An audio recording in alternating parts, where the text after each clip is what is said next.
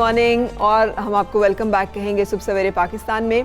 लाहौर जहाँ पे हम मौजूद हैं, इसे जिंदा दिलाने लाहौर क्यों कहा जाता था?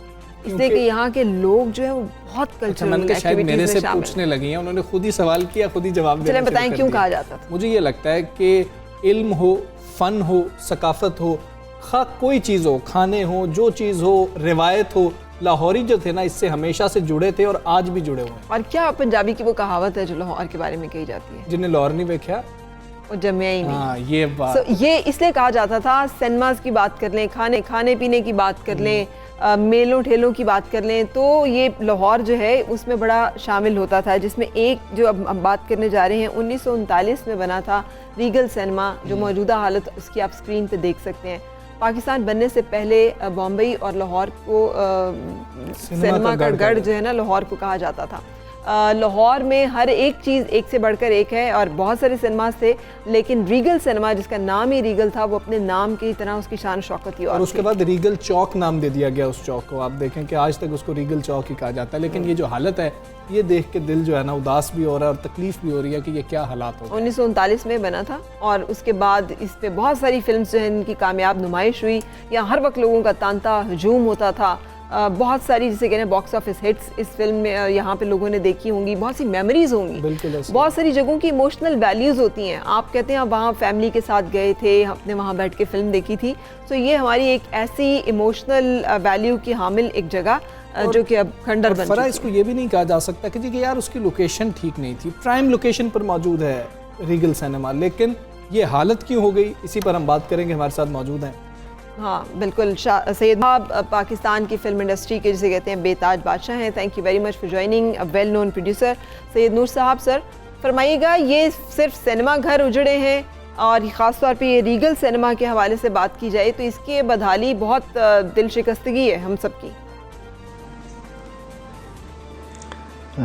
सिर्फ रीगल सिनेमा ही नहीं उजड़ा जी, पाकिस्तान फिल्म इंडस्ट्री के हर शख्स का दिल भी उजड़ा है इस हालत ज़ार पे। आप रीगल की बात कर रही हैं, मेरी बहुत सारी मेमोरीज़ जो हैं वो प्लाजा सिनेमा के साथ भी थी, वो भी टूट गया। आज वो वहाँ मैदान है। ये दो सिनेमा हुआ करते थे, रीगल सिनेमा और प्लाजा सिनेमा, जहाँ पे एलीट क्लास जो है वो आती थी और मोस्टली अंग्रेज़ी फिल्म्स चलती थी। बहुत कम फिल्म्स होती थी उर्दू या पंजाबी जो वहाँ चलाई जाती थी, लेकिन ज़्यादातर अंग्रेज़ी फिल्में चलती थी। और स्टूडेंट्स जो हैं वो बहुत आते थे वहाँ पे, उनकी पसंदीदा ये जगह थी। स्टॉल बड़ा अच्छा होता था खाने पीने का। और ये और प्लाजा सिनेमा तो एक क्लब की तरह था। ये सिनेमा तोड़ दिए, जबकि ये गवर्नमेंट का काम था कि इनको प्रिजर्व करते, इनको हिस्ट्री के हवाले से लोगों को बताया जाता है। देखिए नहीं, यहाँ लोग सूट पहन के टाई लगा के आते थे वो सिनेमा देखने के लिए। तो बहुत दिल दुखता है। हमारी तो एसोसिएशन का दफ्तर भी इसी बिल्डिंग में है और वहाँ जाते हुए डर लगता है, ऊपर जाते हुए सीढ़ियाँ चढ़ते हुए। तो बहुत तकलीफ दे अमर है जिसके निशानदेही आपने की है। तो वजूहात क्या रही सर, थोड़ा सा उसका भी तयन कर लीजिए कि क्यों हमारे सिनेमा फिल्म इंडस्ट्री भी ज़बूहाली का शिकार हुई, फिर उसके बाद सिनेमा जो है उनकी रौनकें भी इसी तरह से नहीं रही, फिर आहिस्ता आहिस्ता ये सूरत हाल हो गई कि अब वो खंडरात में तब्दील हो गए हैं। सिनेपैक्स और इस तरह की जो चीज़ें हैं वो लोगों को ज़्यादा अब लुभाती हैं। पाकिस्तान की फिल्म्स की निस्बत बाकी फिल्म्स देखना ज़्यादा अच्छा लगता है। अब तो हम इम्पोर्ट ड्रामास भी कर रहे हैं। तो आपके ख्याल में ये सब क्या हो रहा है? देखिए, सिंगल स्क्रीन सिनेमा तो दुनिया में उनकी यही हालत है जो रीगल की है या दूसरे सिनेमास की है। मल्टीप्लेक्सेस आ गए। मल्टीप्लेक्सेस का एक एनवायरनमेंट डिफरेंट है, वहाँ यंगस्टर जाना पसंद करते हैं। और अभी जो फिल्म बीन है वो यंगस्टर ही है। यंगस्टर जाते हैं वहाँ पे मल्टीप्लेक्सेस में, सीढ़ियों पे बैठ के कोक पॉपकॉर्न खाते हैं। इन सिनेमा में ऐसा नहीं था। बड़े बड़े सिनेमा थे, ह्यूज सिनेमा थे और बहुत सारे सीटें अच्छी नहीं थी, बाथरूम अच्छे नहीं थे, एनवायरनमेंट अच्छा नहीं था, इसलिए लोगों ने जाना छोड़ दिया। लोगों ने जाना छोड़ दिया। देखिए, जहाँ से लोग गुजरना छोड़ दें वहाँ जंगल उग जाते हैं, वहाँ अगर कोई बिल्डिंग है तो वो टूट फूट जाती। बिल्कुल सही। यही हाल इसका हुआ है। तो सिनेमा का सिनेमा का जो फ्यूचर है वो है तो मल्टीप्लेक्स ही, लेकिन ये इस किस्म के सिनेमास के लिए जिस मुल्क में फेस्टिवल्स होते हैं, जिस मुल्क में बाहर से लोग आते हैं फेस्टिवल अटेंड करने के लिए, तो उनको जो फिल्में दिखाई जाती हैं ऐसे सिनेमा में ले जाया जाता है कि जी ये हमारा हेरिटेज है, ये हमारा पुराना सिनेमा है, यहाँ से हमने स्टार्ट किया है। तो ये काम जो है ये डेफिनेटली गवर्नमेंट के हैं, उन इदारों के हैं जो फिल्म को लिए काम करती हैं, और अनफॉर्चुनेटली हमारे यहाँ ऐसा कोई इदारा नहीं है जो इनको प्रिजर्व करेगा, इनको फेस्टिवल्स के हवाले से या आने वाले कि अब आप क्या समझते हैं जो हमारी फिल्म इंडस्ट्री है वो ज़बू हाली का शिकार है या रिवाइवल शुरू हो गया है, कुछ बेहतरी आती जा रही है? देखिए, ज़बू हाली तो आई और चली गई। अब फिल्म इंडस्ट्री का अगर आप जिक्र करें तो उसकी भी वही हालत है जो दूसरी इंडस्ट्रीज की है हमारे मुल्क में। स्ट्रगल हो रही है, जद्दोजहद हो रही है, और इंशाल्लाह फ्यूचर बहुत ब्राइट है। इससे नीचे क्या जाएगा, इससे ऊपर ही अब जाना है। और बहुत सारे लोग, नए लोग आ गए हैं जो काम कर रहे हैं, फिल्म्स बना रहे हैं, सिनेमास बन रहे हैं, और गवर्नमेंट जो है बड़े सीरियसली सिनेमास बनाने की सोच रही है उन शहरों में जहां अब सिनेमास नहीं है, जहां बहुत हुआ करते थे सिनेमा, बड़ा बिजनेस हुआ करता था। तो गवर्नमेंट भी काम कर रही है और सिनेमास बन रहे हैं। जितना सिनेमा बनेगा उतना रुझान होगा फिल्म की तरफ जाने का और सिनेमा की तरफ जाने का, देखने का। ठीक है, लेकिन सर अगर फिल्म्स लगती हैं 2-4 तो उनमें पाकिस्तानी फिल्मों की तादाद ना होने के बराबर होती है। जो आई हैं उन्होंने बहुत अच्छा बिजनेस किया है, ज़्यादा तादाद में फिल्म्स बनना, फिर फिल्म्स जो हैं वो ज़्यादा जो एक रिवायती फिल्म इंडस्ट्री थी वो नहीं है उस तरह से, उसमें भी बड़ी तब्दीलियाँ आ रही हैं। आप क्या समझते हैं कि सरवाइव करने के लिए पाकिस्तान फिल्म इंडस्ट्री को कौन से इकदाम हैं जो लेने ज़रूरी हैं और क्या किया होना चाहिए ताकि हमारी फिल्म्स मयारी भी हों और उसके साथ साथ एंटरटेनिंग भी हों, व्यूअर उसको देखना पसंद करे, जो हॉलीवुड भी देखता है, बॉलीवुड भी देखता है, उसे अपनी फिल्म भी उससे ज़्यादा बेहतर लगे?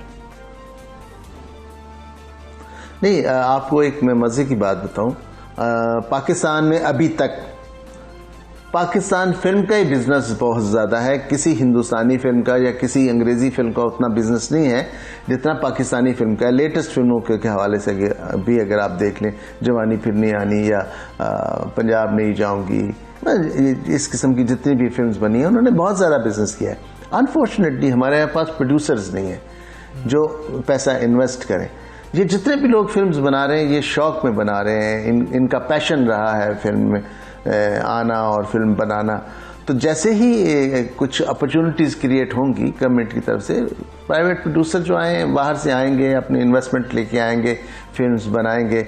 और इदारे भी चाहिए जो पैरेलल सिनेमा के हवाले से काम करें, जो इनिशिएटिव दें, जो कि अभी हो रहा है। हमारी कुछ मीटिंग्स में ये वाजे हुआ है कि जी गवर्नमेंट इनिशिएटिव दे रही है, गवर्नमेंट हम बहुत सपोर्ट कर रही है सिनेमा को भी, प्रोड्यूसर्स को भी, पोस्ट प्रोडक्शन के हवाले से भी।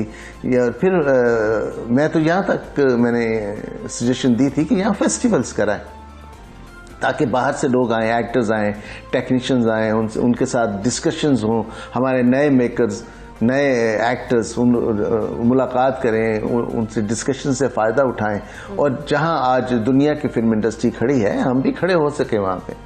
बिल्कुल ठीक। सैयद नूर साहब, ये क्यों कहा जाता है कि पंजाब में, लाहौर में वो स्टैंडर्ड नहीं रह गया था, वैसी मूवीज़ नहीं बन रही थी कि इंडस्ट्री कराची चली गई और वहाँ पर जाकर बेहतर काम हो रहा है? जो लाहौर था उसने अच्छा काम नहीं किया था, इसीलिए जो थी ज़बू हाली का शिकार हो गई है इंडस्ट्री।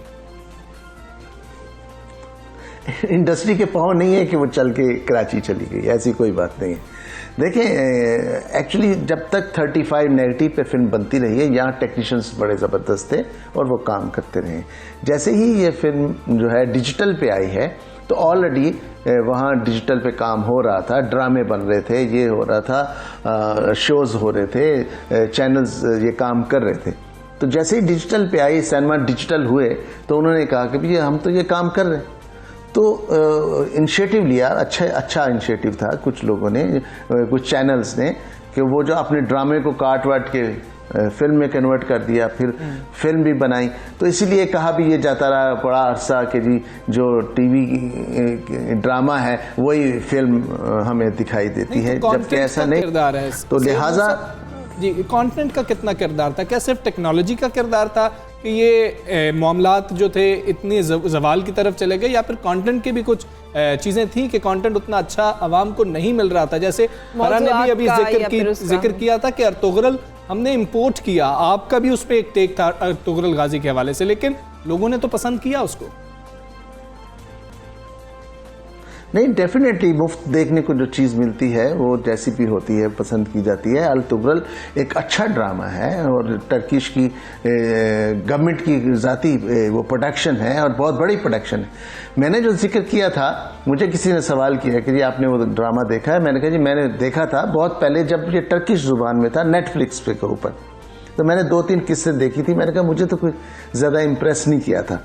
ऑब्वियसली 2-3 किस्तों में कैसे करेगा, आगे चल के वो बहुत ज़बरदस्त हुआ, लोगों ने उसको बड़ा अप्रिशिएट किया और एक नई चीज़ थी, एक हिस्टोरिकल वो उसमें कहानी जो थी वो ऐसी घूमती थी कि उसमें हर कोई अपना दर्द महसूस करता था इस्लाम के हवाले से।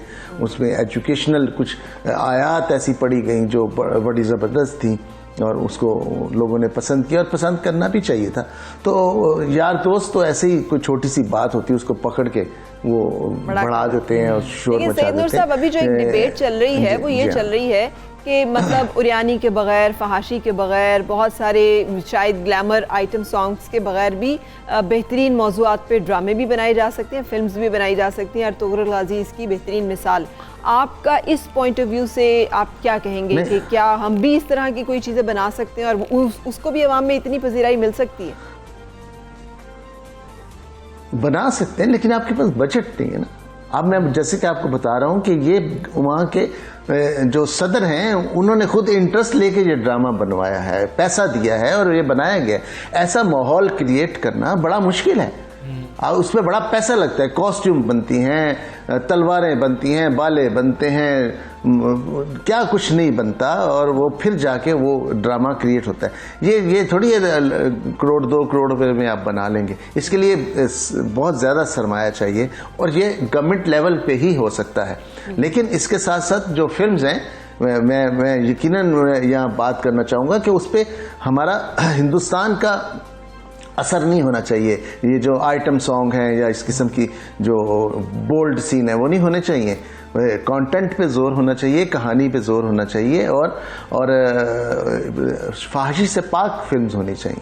बिल्कुल ठीक है, फाहिशी से पाक फिल्म्स होनी चाहिए। सैयद नूर साहब, बहुत शुक्रिया आपका, आप सुबह से बात कर रहे थे। मुत्तफिक हर कोई होता है कि ये चीज़ें जो हैं वो इस तरह से होनी चाहिए। अच्छा, एक चीज़ जो अब आपके सामने लेकर आ रहे हैं ना, यकीन करें ये कही तो वसीम अकरम साहब ने, लेकिन ये कहते हम सब हैं।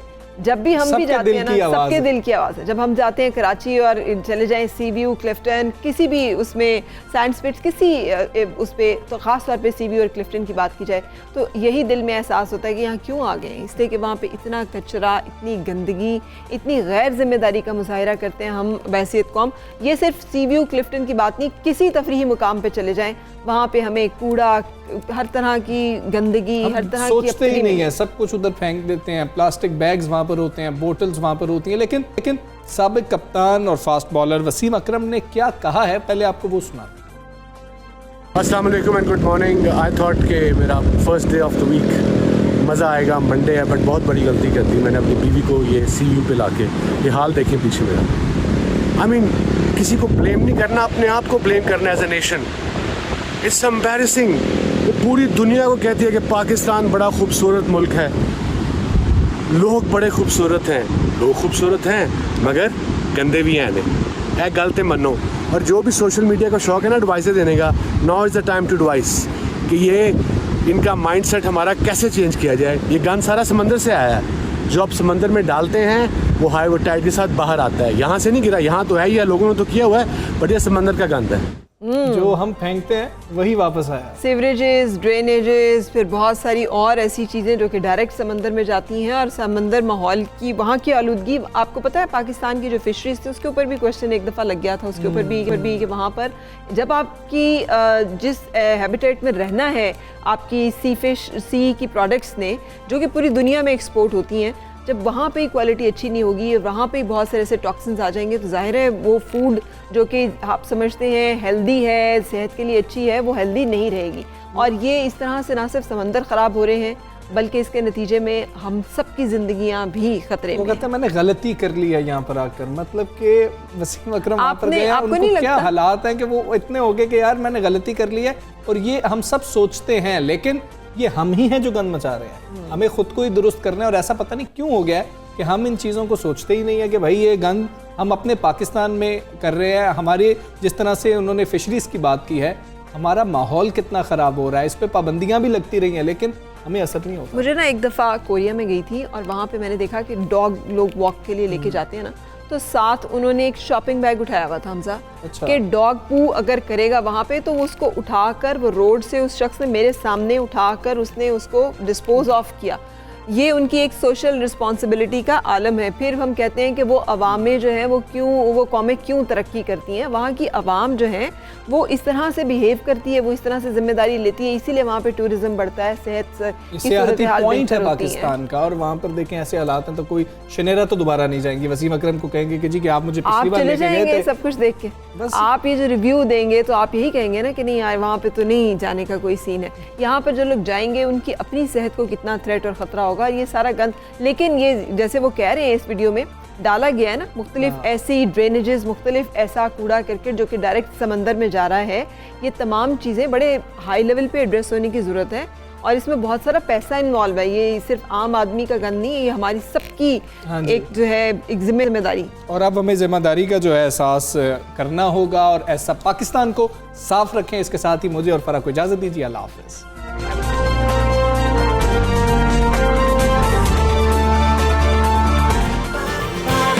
सुबह सवेरे पाकिस्तान।